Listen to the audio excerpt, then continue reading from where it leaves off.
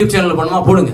இந்த தனி யூடியூப் நான் சொன்னேன்ல 10 வருஷம் கழிச்சு ஒரு பிளாட்ஃபார்ம் இண்டிவிஜுவலா இப்ப நான் என் படத்தை, என்னோட கிரியேஷன்ஸை, என்னோட கவிதைகளை, என்னோட போட்டோக்களை நான் மட்டும் ஒரு ஓடிடி பிளாட்ஃபார்ம் ஸ்டார்ட் பண்ணி அதுல போட்டுக்க முடியும். சேரன் படம் பார்க்கணும்னு நினைக்கிறவங்க அதை பார்ப்பாங்க. அப்படி ஒரு டிக்கெட் ஓப்பன் ஆயிரும். அப்ப நீங்க எல்லாம் நாளைக்கு பெரிய ஆளாகும் போது அந்த எனக்கு கிடைக்கிற பிளாட்ஃபார்ம் நான் என்ன பண்ணுவேன், அதுல பேஜஸ் ஓபன் பண்ணி இது கருணாகரன் பேஜ், இது சுவாமிநாதன் பேஜ், இது திலகவதி பேஜ்னு வச்சிருவேன். அப்ப நீங்க அதை போட்டுக்கலாம். பிரபலம் ஆகிற வரைக்கும் நீங்க பிரபலம் ஆனா உங்களுக்கு ஒரு ஓடிடி பிளாட்ஃபார்ம் வந்துட போகுது. ஓடிடி பிளாட்ஃபார்ம் அவங்க கையில மட்டும்தான் இருக்குல்ல, நாளைக்கு நம்ம கையிலே வரும்.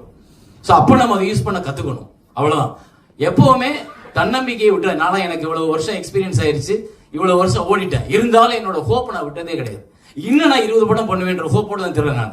ஏன்னா அதுக்கு எனக்கு வாய்ப்பு கிடைக்கும். அந்த வாய்ப்பு உங்களுக்கு உருவாகணும், உங்க எல்லாருக்கும் அதை அடையணும், நீங்க எல்லாரும் ஜெயிக்கணும். ஜெயிக்கும் போது இல்ல, அன்னைக்கு இந்த டைரக்டர் வந்து இந்த மேடையில பார்க்கும்போது நான் பார்த்தேன் சார், என் படத்தை சார் நீங்க பாருங்க சொன்னா எனக்கு சந்தோஷம். ஏன்னா இது உங்க ஒருத்தரோட கனவு இல்ல.